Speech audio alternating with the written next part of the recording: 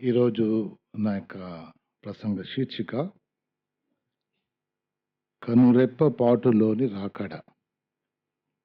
కనురెప్పపాటులోని రాకడ. అయ్యో! అంకుల్ ఏదో పెద్ద రాకడ గురించి చెప్పేసి భయపెట్టేది కాదు. చాలా ప్రాముఖ్యమైన విషయాలు.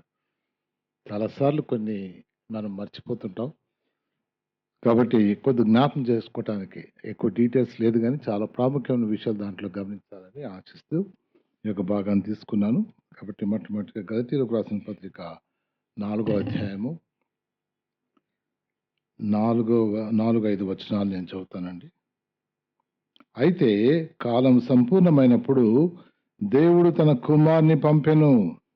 ఆయన స్త్రీ యందు పుట్టి మనం దత్తపుత్రులం కావులెనని ధర్మశాస్త్రమునకు లోబడి ఉన్న వారిని విమోచించుటకై ధర్మశాస్త్రమునకు లోబడిన వాడాయన. దేవుడి వాక్యం దీవించును గాక.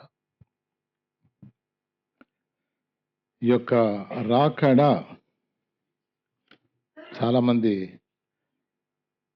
చాలా చులకనగా ఈ యొక్క మాట దేవుని యొక్క రెండవ రాకడ గురించి మాట్లాడుతుంటారు. చాలా చులకన కదండి. ఎంతో కాలంగా అందరూ ఎదురు చూస్తూ ఉన్నారు, ఆయన ఎప్పుడు వస్తాడులే. అయితే దేవుని సన్నిధానంలో వెళ్తే దీంట్లో ఉన్నటువంటి విషయాన్ని మనం ఒకసారి చూస్తే ఆయన ఆలస్యానికి దేవునికి ఎంతో వందనాలు చెల్లించాలా. ఎంతమంది 50 సంవత్సరాల క్రితము యేసయ్యను నమ్ముకుని ఉన్నారు? 50 సంవత్సరాల క్రితం చాలామంది లేరు కదా. నేను నమ్ముకున్నాను కరెక్ట్గా 53 సంవత్సరాల క్రితం నేను నమ్ముకున్నాను. ఒకవేళ 54 సంవత్సరాల క్రితం యేసయ్య వచ్చింటే నేను ఈ 53 సంవత్సరాలు నరకంలో ఆయన పక్కలో ఉండిండేవాడిని. ఎవరి పక్కలో ఉండి? ధనవంతుడి పక్కన. బాగా జ్ఞాపకం చేసుకుని నేను చెప్పే దాంట్లో సత్యం ఉన్నదో లేదో. ఎంతమంది 40 సంవత్సరాల క్రితం నమ్ముకున్నారు? 41 సంవత్సరం ముందు వచ్చింటే సిస్టర్ కూడా నాతో పాటే ఉండేది. అవునా? రక్షణ లేకుండా రెండవ రాకడ బహు భయంకరం. మొట్టమొదటిగా ఆయన ఒక బిడ్డగా వచ్చాడు, అందరు ఎత్తుకొని ముద్దు పెట్టుకోవడానికి సరిపోయినట్టుగా. రెండవ రాకడలో ఆయన తీర్పరిగా న్యాయమూర్తిగా వస్తున్నాడు. ఆయన చూసే వణిగిపోతారు. ఎక్కడో వాళ్ళు అక్కడ మోకాళ్ళ మీద పడిపోతారు. ఆయన్ని దేవుడని ఆయన్ని స్తుతిస్తారు. లేకపోతే వీలు కాదు. చూసారా? కానీ ఈ యొక్క రాకడ ఆలస్యం అవుతున్న దానికి దేవునికి ఎంతో వందనాలు చెల్లించాలా. 2000 సంవత్సరాల తర్వాత, 60 సంవత్సరాల తర్వాత, 60 సంవత్సరంలో ఆయన ఈ తెస్సలోనిక ఇవన్నీ రాస్తున్నప్పుడు అయ్యా దేవుడు వస్తాడు, వచ్చినప్పుడు మనం అంతా లేపడతాం. ఒకవేళ వచ్చింటే ఈ సంఘంలో ఇప్పుడు మనము ఉండేవాళ్ళమండి? చెప్పండి. దేవుడు ఎంతగా మనం ప్రేమిస్తున్నాడు. మన కొరకు ఈ 2000 సంవత్సరాలు దేవుడు ఆగాడండి. అది దీంట్లో ఉన్నటువంటి కృప. దేవుడికి మనమంతా ఇష్టం. ఆయన చూసేసాడు, వీళ్ళంతా రావాలి. మన సాక్ష్యాలు నా కోసం నేను చేసిన సాయాన్ని వాళ్ళు సాక్ష్యాలుగా చెప్పుకుంటారు. దాన్ని బట్టి నన్ను స్తుతిస్తారు. ఒక రోజు నాతో పాటు నిత్యత్వంలో ఉంటారు. గమనించినారండి? రెండవ రాకడ ఆలస్యము నీవు నేను పరలోకంలో ఆయనతో పాటు ఉండాలన్నటువంటి ఆయన యొక్క గొప్ప చిత్తమే ఉంది. అది గొప్ప ప్రణాళిక.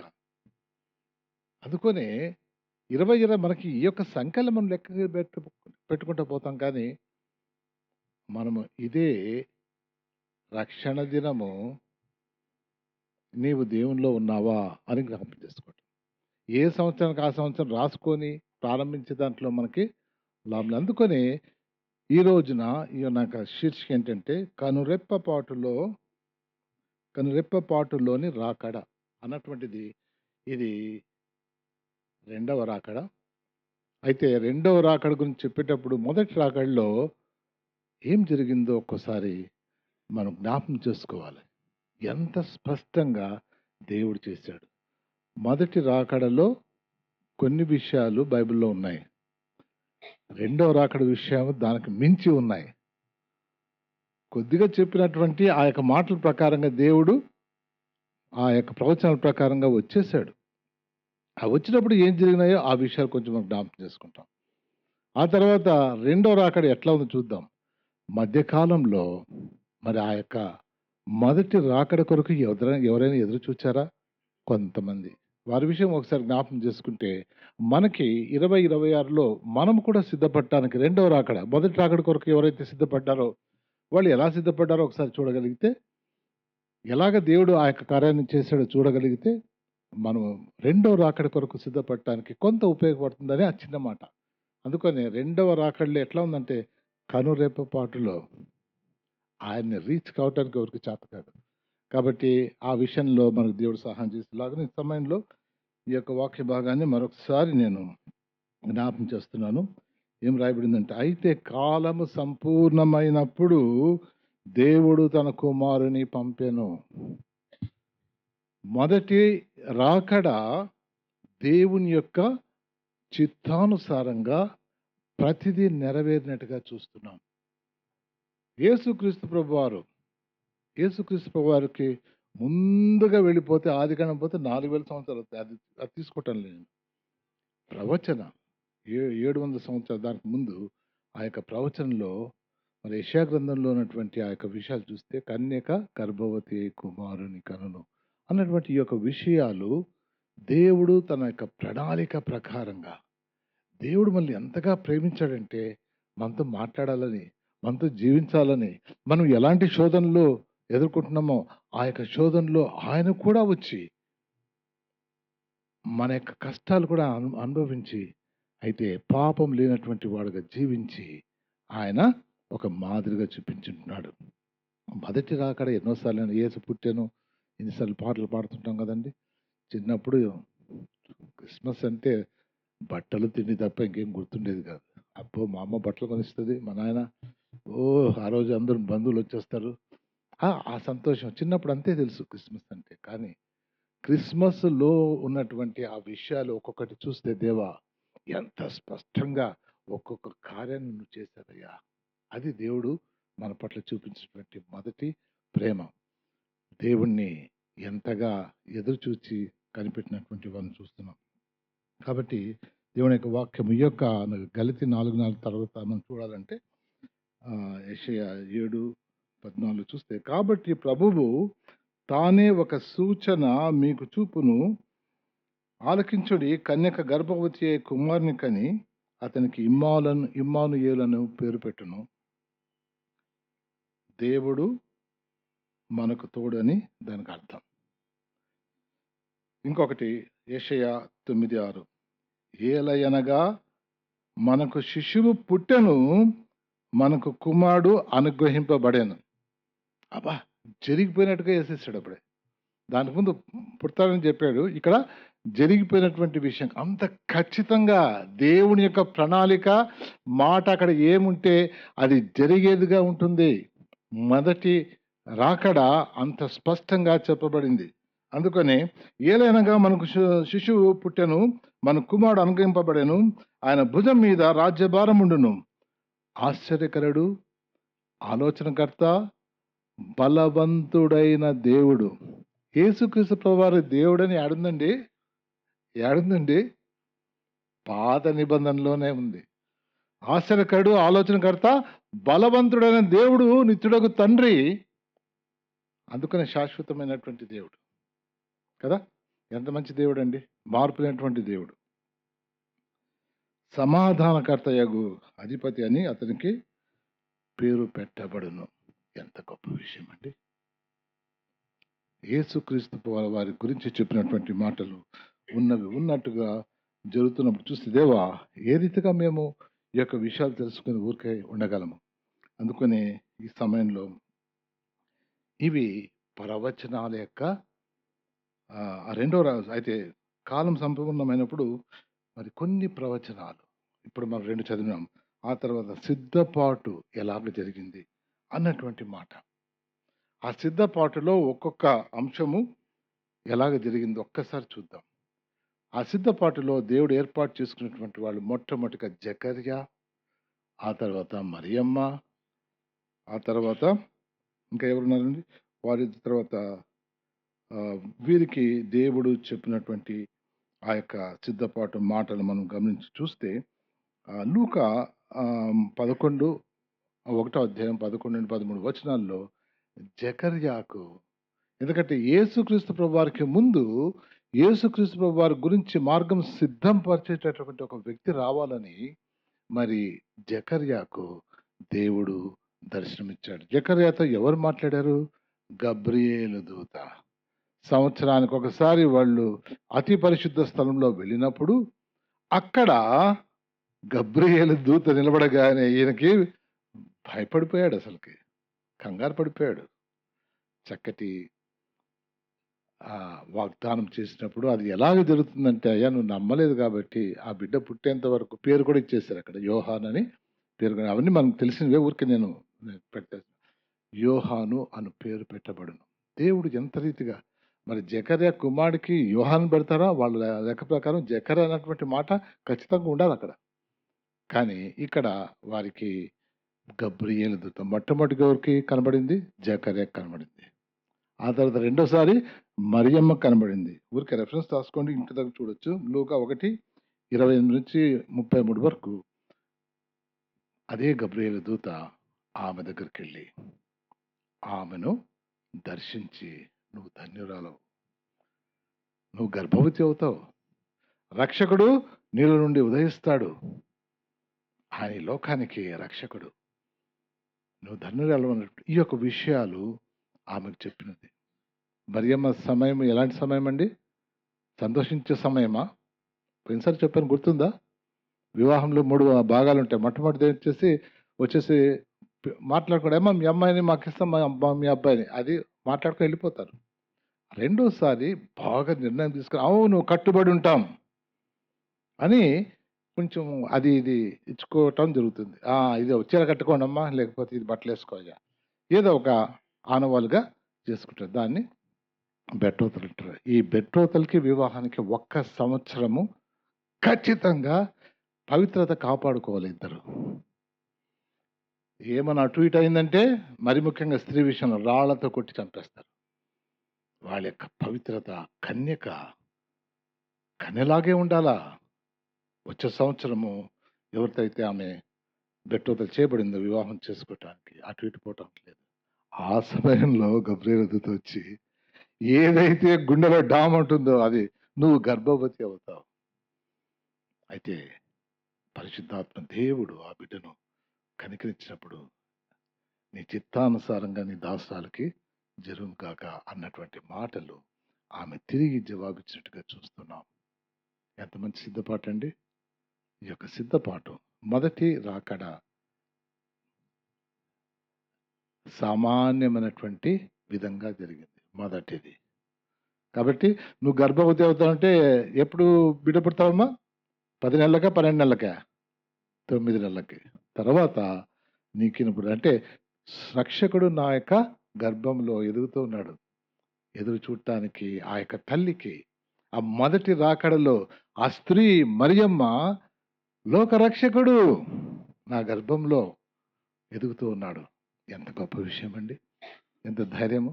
కానీ దేవుడు ఈ కార్యం చేసేటప్పుడు ఎంత భద్రత ఇచ్చాడో తర్వాత మనం కొంచెం చూస్తాం. కాబట్టి ఇది మొట్టమొదటిగా జకర్యాకు చెప్పాడు, మార్గం సరళం చేసేవాడు మీకు పుడతాడని. రెండోసారి మరియమ్మకి రక్షకుడే పుడతాడని వచ్చేసింది. మూడోసారి ఎవరికి వచ్చి చెప్పారండి? అక్కడి నుండి ఈ యొక్క విషయము స్లోగా ముందుకు వస్తే ఆమెకు భయం వేస్తుంది కదండి. అప్పుడు ఆమె అంటుంది, ఎలిజబెత్ ఉంది కదమ్మా, వృద్ధురాలు, ఆమె గర్భవతి అయింది. అంటే పాసిబుల్ అయిందని అప్పుడు ఆమె దగ్గరికి వీళ్ళు వెళ్ళవలసి ఉంది. కాబట్టి ఇక్కడ మరి దేవుని యొక్క కృపలో జ్ఞాపకం చేసుకొని ఆమె వాడి దగ్గరికి వెళ్ళింది. అంతకుముందు ఇంకొకరితో కూడా మాట్లాడాడు. ఒకసారి సీక్వెన్స్లో మాట్లాడిన వారు చెప్తున్నాను. ఆ తర్వాత గొర్రెల కాపర్ల దగ్గరికి ఎవరు వచ్చారండి? దేవదూత రాత్రి కనబడింది. అయ్యా, శుభవర్తమానం తీసుకొచ్చాను నేను, రక్షకుడు మీ కొరకు పుట్టి ఉన్నాడు అన్నటువంటి మాట ఎవరికి చెప్పిందండి? గొర్రెల కాపర్లకు చెప్పింది. Silent night. మరి ఆయన వచ్చినప్పుడు ఎంతో నిశ్శబ్దంగా ఉంది. ఆ సమయంలో మరి ఆ విషయం చెప్పడం జరిగింది. దానికి ముందు జరిగిందంతా ఎలిజబెత్ దగ్గర పోయి రావటం మరి జరుగుతుంది. కానీ ఇక్కడ ఆ మాటలు, ఆ తర్వాత జ్ఞానులకు ఒక నక్షత్రం కనబడింది. ఆ ప్రకారంగా వారు వచ్చి మనం పూజించడానికి. ఈ విషయాలు చూడండి, ఎవరు చెప్తున్నారు? మొదటి రాకడ గురించి దేవుడే మనుషులకు ఒకరి తర్వాత ఒకరు చెప్తూ సిద్ధపరుస్తూ వచ్చాడు. దేవుడు ఊరికే రాలేదండి. ఎవరండి ఆయన? యేసే అంటం లేదు. ఆయన ప్రవచనం ప్రకారంగా దాని నెరవేర్పు, కన్యక గర్భవతి అయి కుమారుని కనును. ఆ విషయంలో ఎంత చక్కగా దేవుడు ఒక్కొక్కరితో, ఆయన దగ్గరలో ఉన్నటువంటి గబ్రియేలు దూత, ప్రాముఖ్యమైనటువంటి దూతల్లో ఒకరు గబ్రియేలు దూత, మిఖాయేలు దూత, ద చీఫ్ ఏంజెల్ ఇస్ మిఖాయేలు దూత. మరి వాళ్ళ దగ్గర నుండి ఈ యొక్క మాటలు దేవుడు పంపించున్నాడు. దేవుని యొక్క మాట ప్రకారంగా అది జరిగినట్టుగా చూస్తున్నాం. అంతేకాదు,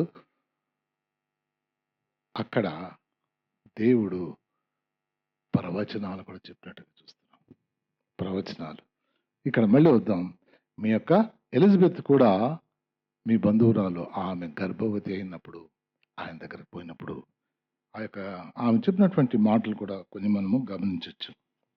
ఎక్కడ ఏం రాయబడిందండి? ఎలిజబెత్ లూకా 1:41. అంతటా ఎలిజబెత్ పరిశుద్ధాత్మతో నిండుకున్నదై బిగ్గరగా ఇట్లా నేను. మరియమ్మ ఎలిజబెత్ దగ్గరికి వస్తే తన కడుపులో ఉన్నటువంటి ఆ బిడ్డ ఎగిరి గంతులు వేసినట్టుగా చూస్తున్నాం. ఆమె పరిశుద్ధాత్మ చేత నింపబడి ఆమె ప్రవచించింది. నీవు ధన్యురాలవు. గబ్రియేలు దూత చెప్పింది. తర్వాత వాళ్ళ యొక్క బంధువుల ద్వారా ప్రవచన మాటలు. ఆ తర్వాత దేవుడు ఏం చేశాడు? మరియమ్మకే మళ్ళీ ప్రవచనం ఇచ్చాడు. చూడండి, అది చూడాలంటే కింద వచ్చిన లూకా 1:46లో మరియమ్మ, అప్పుడు మరియా ఇట్లా నేను. ఆమె కూడా పరిశుద్ధాత్మ దేవుని చేత ఆమె ప్రవచించింది. మరియమ్మ కూడా ప్రవచించింది. ఆ ప్రవచనాలు దయచేసి ఇంటికి పోయి చూడండి. నేను ఇప్పుడు చదవటానికి లేదు, ఎందుకంటే మెసేజ్ కాబట్టి. ఆ తర్వాత ఇంకొకరు లాస్ట్గా ప్రవచించారు. ఎవరంటే జకర్యా. చూడాలంటే లూకా 1:67 చూస్తే అంత అయిపోయిన తర్వాత అక్కడ మరియా అతని తండ్రి అయిన జకర్యా మరియు అతని తండ్రి అయిన జకర్యా పరిశుద్ధాత్మ పూర్ణుడై ఇట్లు ప్రవచించాను. రక్షకుని గురించి ఆయన ప్రవచించినట్టుగా చూస్తున్నాం. ఇది సరిపోదా? ఆమెకి ఎంత బలాన్ని ఇచ్చేదిగా ఉంటున్నది. కాబట్టి ఈ రీతిగా మొట్టమొదటిగా దేవుని యొక్క కృపలో ఒకరి తర్వాత ఒకరిగా దేవుడు వారికి ప్రవచనాలు కూడా ఇచ్చారు. స్త్రీని కాపాడటానికి ఎవరు ఇంపార్టెంట్ అండి? పురుషుడు. మరి ముఖ్యంగా భర్త కాపాడవలసిన వాడుగా ఉన్నాడు. పాపం అప్పుడే బెట్రోతలు జరిగింది. అమ్మగారి విషయమో ఈయన వేరుగా విన్నాడు. నీతిమంతుడు కనుక ఆయనకి 2-3 రైట్లు ఉంటాయి. ఒకటి చెప్పేసి రాళ్ళతో కొట్టి చంపించవచ్చు. రెండవది సైలెంట్గా డైవర్స్ ఇచ్చేసి వెళ్ళిపోవచ్చు. మూడవది ఆమెను ఏలుకోవచ్చు. ఆ 3 బెట్రోతల్లో ఉన్నటువంటి ఆ యొక్క పురుషునికి ఉన్నటువంటి ఆధిక్యతలు. కానీ ఆయనకి ఇంకా అది అర్థం కానప్పుడు ఆమెను వదిలిపెట్టి వెళ్ళిపోవాలి అన్నటువంటి నీతిమంతుడు, చాలా మంచివాడు. యోసేపు చాలా మంచివాడు. మరి ఆయన నీతిమంతుడుగా ఉన్నాడు. ఆయన ఆమెను వదిలిపెట్టి పోవాలనుకున్నాడు. చూడండి, మొదటి రాకడ సిద్ధపాటుకి దేవుడు ఒకరి తర్వాత ఒకరు ఆమె గర్భం ధరించింది, కన్ఫర్మేషన్ వచ్చింది. అక్కడి నుంచి ప్రవచనాలు చెప్పి మరొక బలపరచబడింది. ఈ మధ్య కాలంలో యోసేపును దేవుడు సిద్ధపరిచాడు. ఆయన నీతిమంతుడు కాబట్టి ఆమెకు హాని కలుక్కోకుండా ఆయన చేస్తున్నప్పుడు దేవుడు 4 దర్శనాల్లో వారిని నడిపించినట్టుగా చూస్తున్నాం. మొట్టమొదటిగా మత్తయి సువార్త 1:20-21 వచనాలను చూస్తే, ఇదిగో ప్రభువు దూత స్వప్నమందు అతనికి ప్రత్యక్షమై, దావీదు కుమారుడైన యేసు నీ భార్య అయిన మరియను చేర్చుకొనుటకు భయపడకుము. ఆమె గర్భం ధరించినది పరిశుద్ధాత్మ వలన కలిగినది. ఆయన దేవుని నమ్మినటువంటి వాడు, నీతిమంతుడు. ఎంతమంది దేవుని యొక్క మాటలు నమ్మగలం? ఎంతమంది అండి?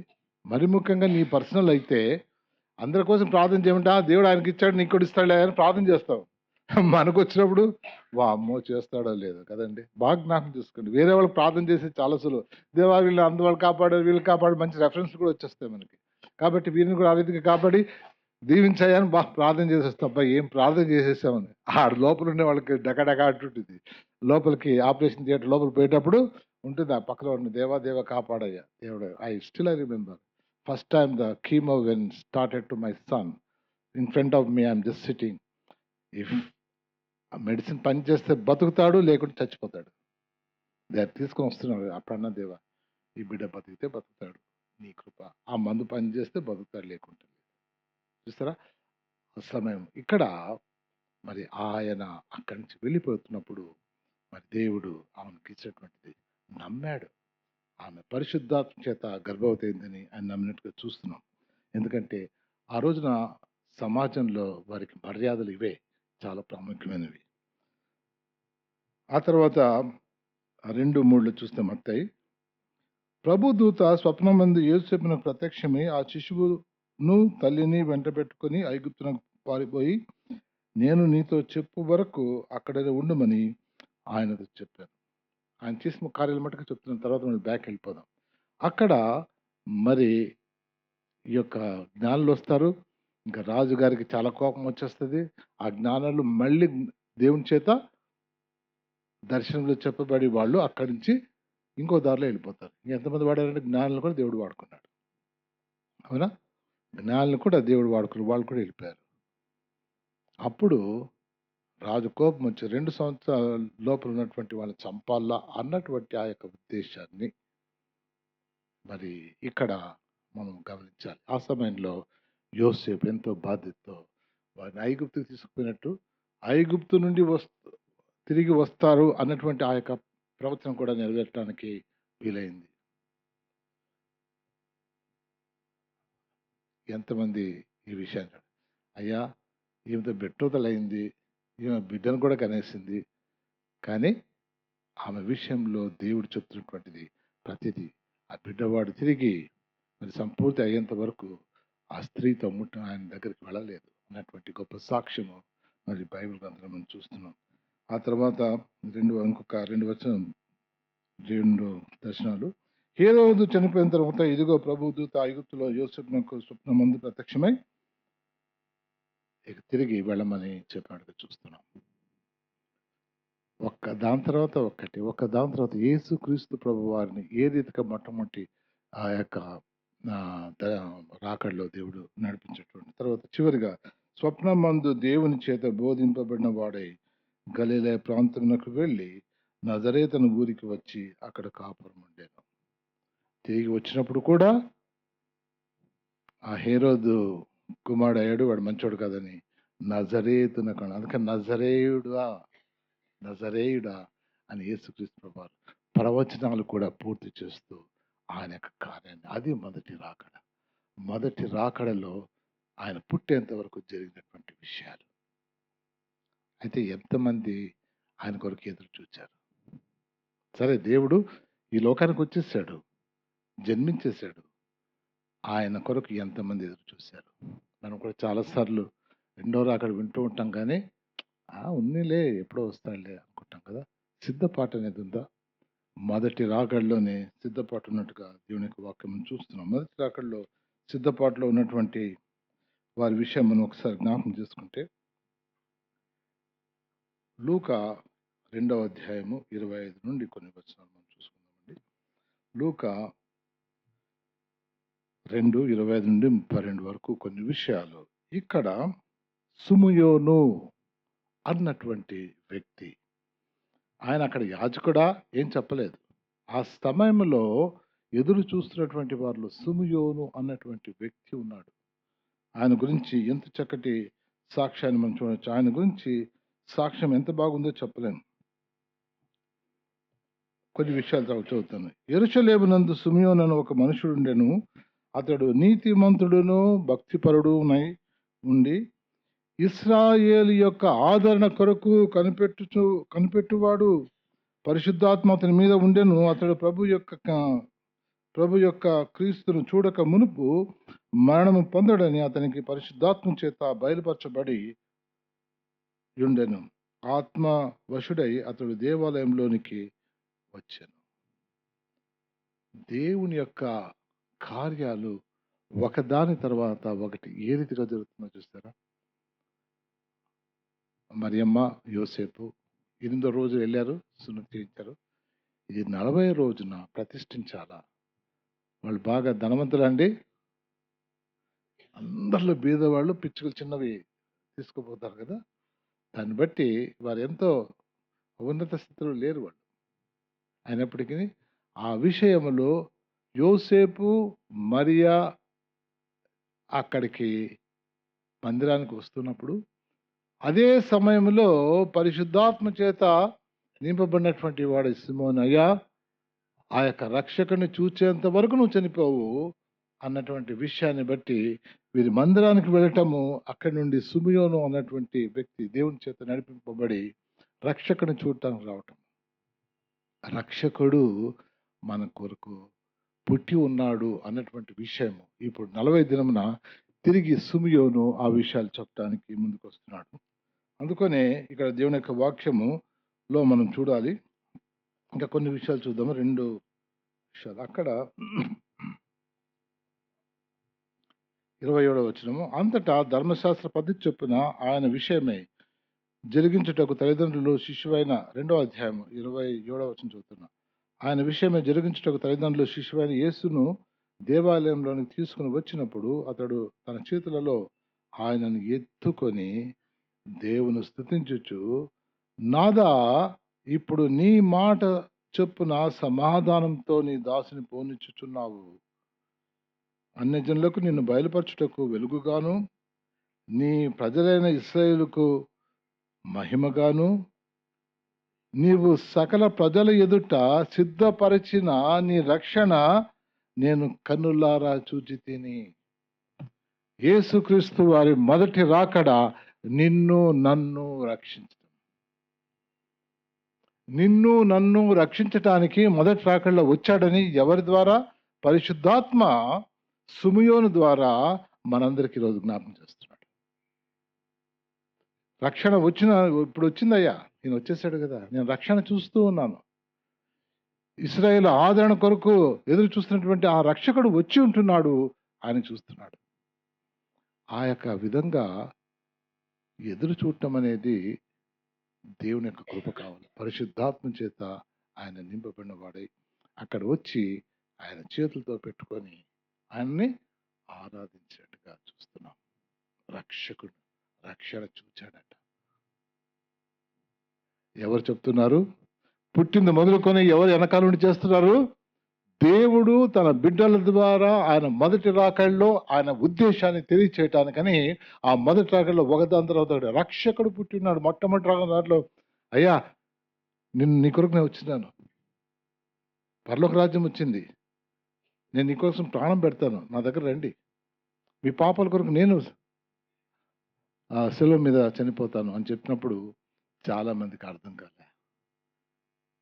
మొదటి రాకడ ఆయన దీనుడిగా వచ్చాడు, చిన్న పుట్టిన బిడ్డగా వచ్చాడు. అందరూ ఎత్తుకోవచ్చు కదండి. ఇక్కడ ఎత్తుకొని దేవుణ్ణి స్తుతిస్తూ ఉన్నాడు. అంతేకాదు దేవుని యొక్క పుట్టుక, అంతేకాకుండా మరణం కూడా దేవుడు ఆ రీతిగా జరిగించినటువంటి దేవుడిగా చూస్తున్నాం. అరిమత్తయి అన్నటువంటి వాడు యేసుక్రీస్తు ప్రభువారు ఇక్కడ చిన్న బిడ్డ ఉన్నప్పుడు ఈయన పట్టుకున్నాడు కదండి. ఇంకొకసారి బ్యాక్ వెళ్దాము. ఇక్కడ ఒక వ్యక్తి ఉన్నాడు. మార్కు 15వ అధ్యాయము 42వ వచనం నుండి కొన్ని విషయాలు చూద్దాం. ఆ దినము సిద్ధపరచు దినము గనుక విశ్రాంతి దినమునకు పూర్వదినము గనుక సాయంకాలం అయినప్పుడు అరిమత్తయ్య యోసేపు తెగించి పిలాతు నొద్దకు వెళ్ళి యేసు దేహం తనకిమ్మని అడిగాను. అతడు ఘనత వహించిన ఒక సభ్యుడై దేవుని రాజ్యము కొరకు ఎదురు చూచువాడు. వా! ఎవరండి ఈయన? యేసుక్రీస్తు ప్రభువారిని సీక్రెట్‌గా, రహస్యంగా నమ్ముతున్నటువంటి వారి యొక్క సన్హెద్రిన్‌లో ఉన్నటువంటి ఒక ఘనుడైనటువంటి అరిమత్తయి చాలా ధనవంతుడు ధైర్యం చేసుకున్నాడు. యేసయ్య అక్కడ ఉన్నప్పుడు పిలాతు దగ్గర పోయి మాట్లాడగలిగిన వాడంటే ఆయన ఎవరు? ఉన్నత స్థితిలో బలమైనటువంటి ధనవంతుడు, ఘనత వహించినటువంటి వాడు. ఆయన వెళ్ళి ఆయన ఉద్దేశ్యం ఏంటి? ఆయన కోసం దేనికోసం ఎదురు చూస్తాడండి? ఏం చూస్తున్నాడు చెప్పారు ఇక్కడ? దేవుని రాజ్యం కొరకు ఎదురు చూస్తున్నాడు. దేవుని రాజ్యానికి రాజు ఈయనే. ఆయన వచ్చేసాడు. ఆయన శరీరాన్ని నేను ఎంత ఘనంగా ఆ యొక్క సమాధి చేశాడు తెలుసండి.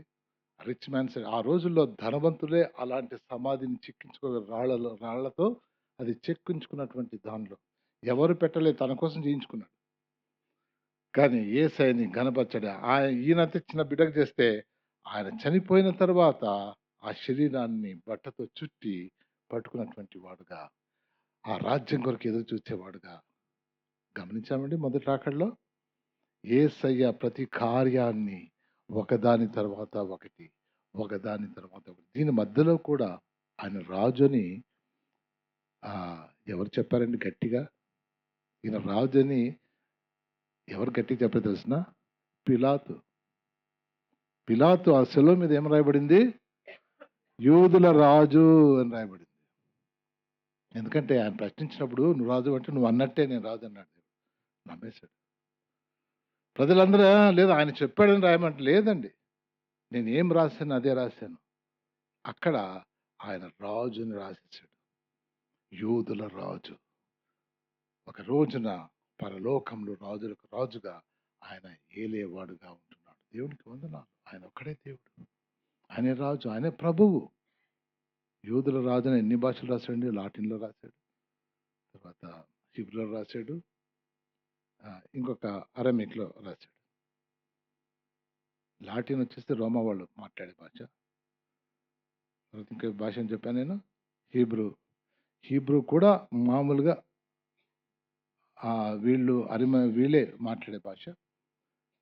మరి ఈ భాషల్లో 3 భాషల్లో రాశాడు. ఎందుకంటే ఇది పస్కా జరిగించే ఆ సమయంలో చాలా మంది ఆ యొక్క స్థలానికి వచ్చినప్పుడు ఆ శిలువ మీద వాళ్ళు చూస్తారు ఏంటంటే యూదుల రాజు. యూదుల రాజు శిలువ వేయబడ్డాడా? రాజు శిలువ వేయబడ్డాడా? వాడికి ఏం తెలుసు? వచ్చిన వాళ్ళందరూ రాజు శిలువ వేయబడ్డాడు, యూదుల రాజు శిలువ వేయబడ్డాడు. ఆ రీతిగా ప్రపంచమంతా ఆయన రాజుగా ఆ రీతికి చెప్పడానికి ఎవరిని వాడాడు? పిలాతును వాడాడు. ఎంత సిద్ధపాటండి! రాజులకు రాజుగా, మన రక్షకుడుగా మరి ఆయన చెప్తూ వచ్చాడు. చివరిగా మరి అరిమత్తయ్య అన్నటువంటి ఆయన జ్ఞానులు మధ్యలో చెప్పొచ్చు, పెద్ద జ్ఞానం చెప్పుకోవచ్చు. నా ఉద్దేశంలో వాళ్ళు ఎంతో బాగా చక్కగా వాక్య భాగాలు చదివినటువంటి ఉన్నతమైనటువంటి వారు, నికోదేముతో పాటు ఉన్నటువంటి వాడు. కాబట్టి ఇక్కడ ఈ యొక్క విషయాన్ని మొదటి రాకడకి ఎంత స్పష్టంగా చనిపోయేంత వరకు, పుట్టిన దగ్గర నుండి చనిపోయేంత వరకు ఒకదాని తర్వాత ఆయన ఎవరో ఎందుకు వచ్చాడో అన్నటువంటి మాట. మొదటి రాకడలో అయ్యా రాయ పర్వాలేదు నేను క్షమిస్తాను రా, ఓ స్త్రీ ఆమె వచ్చిందా రాళ్ళతో కొట్టండి. అమ్మ నేను నిన్ను రాళ్ళతో కొట్టగలను కానీ కొట్టను నేను, ఇంకోసారి తప్పు చేయకుండా ఆయన నీతిమంతుడు, ఆయన ఒక్కడే రాయి తీసుకుని కొట్టగలడు అన్నాడు. వెళ్ళిపో. అంత ప్రేమ ఎవడైనా ఎప్పుడైనా ఆయన దగ్గరికి వస్తే రక్షించేటటువంటి ఆ మొదటి రాకడ. సిమియోను, అరిమత్తయి వాళ్ళు దేవుడు ఆయన రక్షకుడని, రాబోయే రాజుని వాళ్ళ యొక్క విశ్వాసాన్ని వాళ్ళ కార్యాల ద్వారా చూపించట్టుగా మనం చూస్తున్నాం. అది మొదటి రాకడ. మొదటి రాకడ గురించి కొన్నే ఉన్నాయి కదా, రెండో రాకడ గురించి చాలా ఉన్నాయి. కాబట్టి మొదటి రాకడ అంత స్పష్టంగా జరిగితే మరి రెండో రాకడ వస్తుందండి? వస్తుందా? ఈసారి రెండో రాకడ అట్లా ఇట్లా కాదండి. ఆయనలాగా ఆ రోజు వచ్చినప్పుడు జరిగినటువంటి విషయాలు ఒక 2-3 ఊరికి అట్లా చూసుకుందాం. ఇది అందరికి తెలిసిందే కానీ మనం ఉజ్జీవింపు చేసుకుందాం. మొదటి రాకడ రెండో రాకడ కొంచెం సూచనలు చూసుకుంటే, జస్ట్ మొదటి రాకడ సిద్ధపాటు ఏంటంటే యేసుక్రీస్తు ప్రభు వారి మొదటి రాకడ సాధారణ క్రమంలో జరిగింది. ఇదిగో నీవు గర్భవతి అయి అంటే 9 మాసాలు వాళ్ళు చూడగలిగినారు. రెండవ రాకడ నిమిషములో. నిమిషం అంటే నిమిషం కరెక్ట్ కాదు.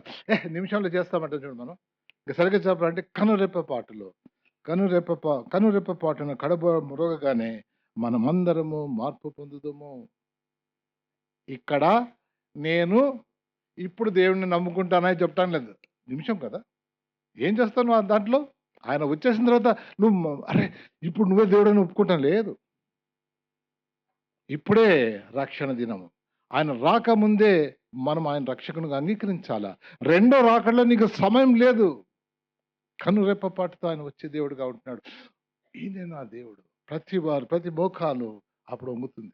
ప్రతి నోరు ఆయన దేవుడని ఆరాధిస్తుంది. లాభంలే. అప్పుడు దేవుడు వచ్చే దేవుడు తెలిసిన ఆయన యొక్క పిల్లల్ని ఏరుకోవటానికి ఆయన దేవుడుని పంపించేస్తాడు.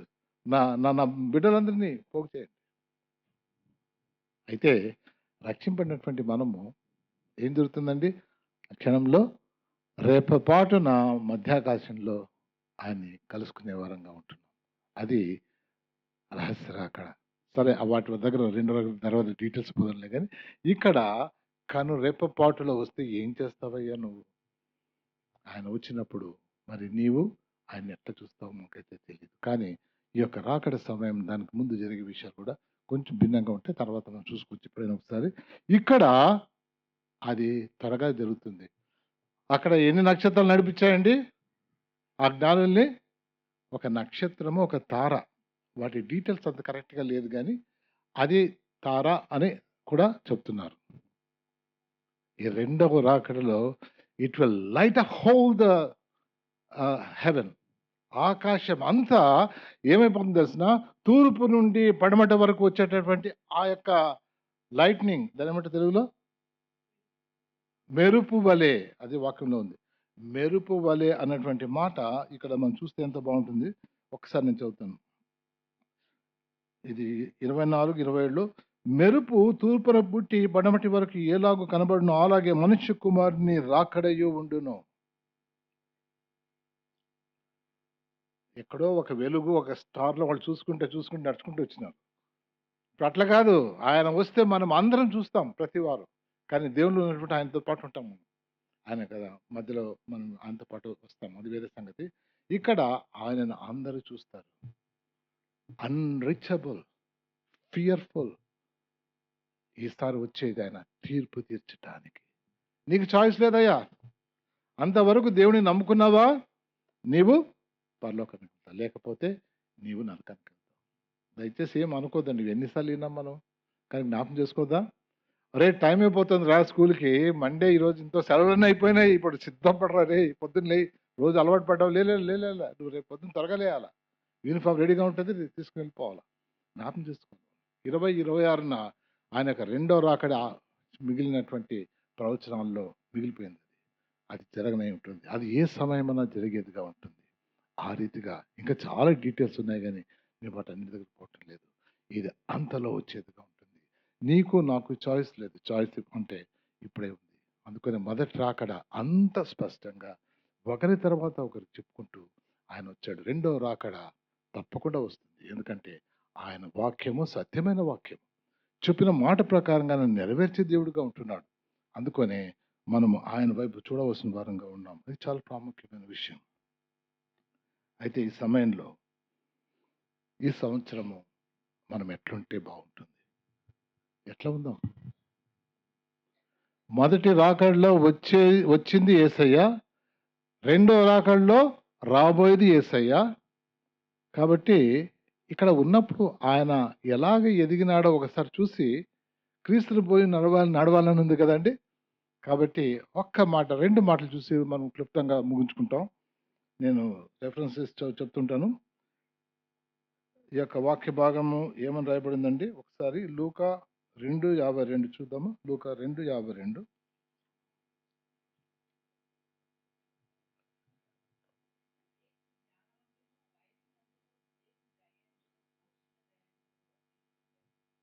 అంతే.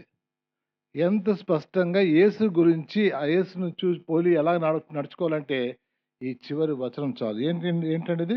యేసు జ్ఞానమందును, వయస్సునందును, దయయందును, దేవుని దయందును, మనుషుల దయందును వర్ధిల్లుచుండెను. 4 భాగాలు. కాబట్టి మనము ఎలాగా ఉండాలంటే యేసయ్య ఎలాగ ఎదిగాడు అలాగా సింపుల్‌గా. చాలా ఉన్నాయి కదా! మనం ఎలాగా ఉండాలనేది చాలా విషయాలు మనం మాట్లాడుకోవచ్చు. ఇక్కడ ఈ వచనంలో ఉన్నటువంటి మాట యేసయ్య వచ్చాడు, రాబోతున్నాడు కాబట్టి యేసయ్య భూమి మీద ఎలాగ జీవించాడనేటువంటి ఆ విషయాన్ని మనం జ్ఞాపకం చేసుకొని మనం పోల్చుకుంటే బాగుంటుందన్నటువంటి మాట. దయచేసి సామెతలు 19:8 సామెతలు 19 యేసు జ్ఞానమందు ఎదగాలి. మనం ఎదగాలంటే ఈ వాక్యాన్ని చూసుకుందాం. 19:8 బుద్ధి సంపాదించుకొని వాడు తన ప్రాణమునకు ఉపకారి, వివేచనను లక్ష్యం చేయవాడు మేలు పొందును. దేవుని యొక్క వాక్యంలో మనం ఎదగవలసిన వర్గం. బుద్ధి సంపాదించుకుని వాడు తన ప్రాణమునకు ఉపకారి, వివేచనను లక్ష్యం చేయవాడు మేలు పొందును. ఎంత గొప్ప వాక్యం అండి! ఎంత గొప్ప వాక్యం! మనము ఈ రీతిగా ఎదిగేవాళ్ళం. బుద్ధి ఎక్కడి నుంచి సంపాదించుకుంటామండి? ఆయన వాక్యం. ఆ వాక్యము ధ్యానించే దానివల్ల అందుకనే సంఘంలో మీరు ఉండాలని ఎందుకంటున్నామంటే అక్కడ దేవుని యొక్క వాక్యము మీరు వింటారు. దానివల్ల మీరు బలపడతారు. ఏ రీతిగా జీవించాలో దేవుని యొక్క వాక్యం చెప్తున్నది. ఎలాగ క్రమపరచుకోవాలో దేవుని యొక్క వాక్యం చెప్తా ఉన్నది. కాబట్టి ఈ విషయంలో జ్ఞానం అంటే లోక జ్ఞానం కాదు, విడిచిపెట్టండి. అది లోక జ్ఞానం, అది తాత్కాలికమైంది. ఇది దేవుని యొక్క వాక్యంలో ఆయన ఎప్పుడు వచ్చినప్పటికీ ఆయన గురించి దేవుని గురించి చెప్పేవాడు కదండి. ఆయన యొక్క ఏమైతే మాటలు చెప్పాడో, దేవుడు ఏమైతే మాటలు చెప్పాడో అవే మాటలు మనకు చెప్తూ వచ్చాడు. ఆయన ఏమి చేయమని చెప్పాడో అది చేస్తూ వచ్చాడు. దేవునితో సహవాసం కలిగిన వాడు ఎక్కడ సమయం దొరికినప్పటికీ దేవుని దగ్గరికి వెళ్ళి ఆయన సమయం గడిపేటటువంటి వాడు. కాబట్టి జ్ఞానమందు మనకి ఎంత చక్కటి వాక్య భాగం ఇవ్వబడింది. మన సౌత్ ఇండియా మరి ముఖ్యంగా దేవునికి వందనాలు చెల్లించాలి. మనకి ఎన్నో రకాల బైబిల్స్ ఉన్నాయి, జ్ఞాపకం చేసుకుందామా. తర్వాత యేసు వయస్సునందు ఫిజికల్ హెల్త్ అడిగితే మనకి ఎన్ని జవాబులు వస్తాయో ఎలా కాపాడాలి. సామెతలు 17:22 సామెతలు 17:22 సంతోషము కలిగిన మనస్సు ఆరోగ్య కారణము, నలిగిన మనస్సు ఎముకలను ఎండిపోచేయును. బేసిక్ చెప్తున్నాడు. ఆడపోయి ఈ అన్నం తినండి, ఈ విటమిన్ వేసుకోండి, ఈ ఎక్సర్సైజ్ చేయని చెప్పటంలా. నీ శరీరంలో ఏవైతే ఉండకూడదో ఆత్మీయంగా అవి లేకుండా పెట్టుకుంటే నీకు ఆరోగ్యం ఉంటుంది. అందుకని ఇక్కడ ఏమని చెప్తున్నాడండి దేవుడు, సంతోషం కలిగిన మనస్సు ఆరోగ్య కారణము. వాడికి ఉద్యోగం వచ్చిందంటే మా 30 నీకు ఆరోగ్యమా? నీ బీపీ పెరుగుతుంది, లేకపోతే ఏమేమి జరగాలో మొత్తం జరుగుతుంది. డాక్టర్ కనుక్కపోయి కనుక్కోవచ్చు ఏమేమి జరుగుతుంది. అట్లాంటి టెన్షన్లోన ఈరోజు టెన్షన్తో వచ్చే జబ్బులు ఇంత అంత లేవండి, అవునా కదా? అందుకని సంతోషంగా ఎంత చక్కటి వాక్యం అమ్మా. ఎవరు రాశాడండి? సొలొమోన్ మహారాజు రాశాడు. ఆయన కన్నా తెలివి ఆయనకు తెలివి ఇంకెవరికి లేదు కదండి. దేవుడి ఇచ్చినటువంటి జ్ఞానంతో రాశాడు. ఎందుకంటే సంతోషం కలిగిన మనసు. దయచేసి నవ్వండి మనుషులు చూసి, ఏదైనా లేకు నా బాగున్నామ్మా, బాగున్నాం, బాగులేమ్మా. ఎందుకు ఆ మాట? నిన్ను చూస్తే మాకు దిగులే, నీకు దిగులే. కొంచెం నవ్వుదాం. ఈ నూతన సంవత్సరంలో నవ్వుకుంటా ఒక దర్శిద్దాం. మీవి ఎప్పుడు కానీ సైతం మీరు నవ్వకుండా చేస్తుంటది. అది ఉంది, ఇది ఉంది, ఇది ఉంది, అది ఉంది. నువ్వు ఏంటి రా నాయన అంటే మా ముఖం అంతా నవ్వే ఉండదు మన ముఖంలో. కనుక కొన్ని విషయాలు నవ్వుకుందామండి. మన యొక్క ప్రతి ఒక్క భారాన్ని ఆయన మీద పెడితే ఆయన మోసేవాడుగా ఉంటున్నాడు. ఆయన వైపు మనం చూడవలసిన వరకు. అందుకని సంతోషం కలిగిన మనసు ఆరోగ్యకరము, నలిగిన మనస్సు ఎముకలను ఎండిపోచేయను. చాలదండి, ఎంత పెద్ద మెడిసిన్ ఇచ్చేసాడు ఆయన. సింపుల్, ఖర్చు లేనిది ఇది. హాస్పిటల్ పోయి పని లేదు. హాస్పిటల్ పోవాలంటే ఆలోచన, అమ్మో డబ్బులు ఉన్నాయి లేదా, ఇన్సూరెన్స్ లేకపోతే ఇంత కదండి. సరే, ఇది మన యొక్క శరీరంలో కూడా చాలాసార్లు ఎన్నో ఉన్నప్పుడు దేవుని మీద ఆధారపడవలసిన మార్గం. నేను చాలా లేటుగా తీసుకున్నాను కాబట్టి ఇంకో 5 నిమిషాలు అయిపోయింది. యేసు దేవుని దయయందు పెరగాలండి. మనం దేవుని దయయందు పెరగాలంటే దానికి వచనం ఏంటంటే 1 పేతురు 3:18 మనలను దేవుని యుద్ధకు తెచ్చుటకు అనీతిమంతుల కొరకు నీతిమంతుడైన యేసు శరీర విషయంలో చంపబడి ఆత్మ విషయంలో బ్రతికింపబడి పాపముల విషయంలో ఒక్కసారి శ్రమ పడెను. ఆత్మీయ జీవితంలో మనం అందరూ చచ్చిన వారంగా ఉంటున్నాం. ఆయన మనల్ని తిరిగి బ్రతికించాడు. ఆయన విశ్వసించే దాని వల్ల తిరిగి బ్రతికించాడు. ఆయన మనకి ఇచ్చినటువంటి ఆ రక్షణ ఆనందంలో మరి ఆయన యొక్క గొప్పతనాన్ని మనం తెలుసుకుంటూ ఆరాధిస్తూ వెళ్తున్నప్పుడు ఆత్మీయంగా ఎదిగే ఎన్నో విషయాలలో అది మనకు జవాబుగా ఉంటుంది. కాబట్టి ఈ యొక్క వాక్యం చివరిగా యేసు మనుషుల దయయందును. పబ్లిక్ రిలేషన్స్ ఆఫీసర్ని అడగాలి ఎట్లా ఉంటుందండి. కంపెనీలో పబ్లిక్ రిలేషన్స్ ఆఫీసర్ ఎంత బాగా ఎవడు మాట్లాడా, గుడ్ మార్నింగ్ సార్, అబ్బాబ్బా వాడు ఎవడైనా కానీ ప్లీజ్ వెల్కమ్ సార్ అనాలి కదా. ఆ రిలేషన్షిప్స్ అవి చాలా ఇంపార్టెంట్ కదండి. ఇక్కడ దేవుని యొక్క వాక్యంలో ఏముందో చూద్దామా. ఇక్కడ 4:10 మొదటి పేతురు 4:10 దేవుని నానా విధమైన కృప విషయమై మంచి గృహ నిర్వాహకులై ఉండి ఒక్కొక్కరు కృపావరం పొందిన కొలది ఒకనికొకడు ఉపచారము చేసుకొనుడి. అబ్బా, కొంచెం ఇబ్బందికరమైనటువంటి వాక్యం. మనుషుల దయ రావాలంటే దేవుని ఎట్లున్నా కానీ అందరు దయ రావాలి కాదయ్యా బాబు. నీవు వాళ్ళకి ఏం చేయాలో నువ్వు నిన్ను ఎలాగా ఏముంది దేవుని వాక్యం ఏముంది, నిన్ను నిన్ను నిన్ను నువ్వు ప్రేమించుకుంటే నువ్వు ఏం చేయాలని అనుకుంటావో అది వేరే వాళ్ళు చేయాలంటే అట్లా వాళ్ళకి ముందు చూపించాలి కదా. నువ్వు ఎట్లా ప్రేమించుకుంటావో అట్లా ఇతరులను నువ్వు ప్రేమించినప్పుడు వారి యొక్క ఫేవర్ వస్తుంది. అంతేగాని కూర్చొని దేవా నాకు అందరు ఫేవర్ దయచేయి నేను మటుకు మారను ఎందుకు వస్తుందా నీకు. ఎంత చక్కటి వాక్య భాగాలు. ఎవరైనా రాసింది ఇది? సొలొమోను మహారాజు రాశాడు. అయ్యా బాబు ఎవడు మాట్లాడండి. అరే నువ్వు పోయి మాట్లాడి ఏమైంది, వాడు మాట్లాడి ఎందుకు, వాళ్ళకి వేరే పనులు ఉన్నాయి. అమ్మ బాగున్నావా, అయ్యా బాగున్నావా, అబ్బో ఈరోజు ఏంటి బాగా ట్రిమ్గా ఉన్నావు, వెరీ గుడ్, ఏమైంది. అబద్ధం చెప్పడం లేదు, అబద్ధం చెప్పడం లేదు. ఈ మధ్యలో చాలా సంతోషంగా కనబడుతున్నావు, ఏ ప్రమోషన్ వచ్చిందిలే, వెరీ గుడ్ వెరీ గుడ్, వచ్చింది నాయన బాగా చేసుకో, వెరీ గుడ్. అందరూ ఫేవర్ రావాలి మనకి. ఒకరినొకరు ప్రోత్సహించుకోండి, ఒకరినొకరు బలపరచుకోండి, ఇతరులను చూసి ఆనందించండి. ఈ యొక్క ఇక్కడ వచ్చే సాక్ష్యాలు ఎందుకు తెలుసా, వారిని బాగా చేస్తే దేవా ఆ తమ్ముడికి బాగా చేసావు, దేవునికి వందనాలయ్యా, ఓ నాకు కూడా అట్లాంటిది ఒకసారి చేసావు, నీకు వందనాలు, తమ్ముడికి చేసినట్టు నాకు కూడా ఒకసారి చేసావు, దేవునికి వందనాలు చెల్లిస్తాం. ఇవ్వండి. మరి మనుషుల దయ అంటే నువ్వు ఊరికే కూర్చుంటూ అందరినీ నువ్వు ఏదో నువ్వు మహారాజా నువ్వు, ఏమయ్యా బాబు నమస్కారం సార్ వస్తారు నీ దగ్గరికి. నీవు వారిని యేసయ్య దగ్గర ఆయన సర్వెంట్గా వచ్చాడు, సేవకుడిగా వచ్చాడు. కాబట్టి మనము కూడా మన స్వార్థాన్ని మనకున్నవన్నీ పక్కన పడేద్దాం. నాది ఇది కాలేదు, నాకు అది కాలేదు, నాకు ఇది కాలేదు అన్ని కొట్టేస్తాయి. Reject your desires. దేవుడు ఇతరులను ప్రేమించేటటువంటి మనసు నాకు దయచి. అందుకని దేవుని యొక్క వాక్యంలో రెండవది ఏముంది, నిన్ను వలే నీ పొరుగు వాడిని ప్రేమించు అన్నది కూడా ప్రాముఖ్యమైనటువంటి కమాండ్గా ఇచ్చాడు. అది మనం చేసుకోవాలి. చివరిగా అది చేసుకోవాలంటే మన శక్తితో చేయాలా, దేవుని శక్తితో చేయాలా. స్వబుద్ధితో నువ్వు చేస్తే, స్వచిత్తంతో స్వబుద్ధితో నువ్వు చేసుకుంటే నీకు శక్తి సరిపోదు. అందుకని నువ్వు చేయాల్సింది ఏంటంటే ఎఫెసీయులకు రాసిన పత్రిక లాస్ట్కి చూసేసుకుని ప్రార్థన చేసుకుందామండి. ఎఫెసీయులకు రాసిన పత్రిక 6:10. ఎఫెసీయులకు రాసిన పత్రిక 6:10.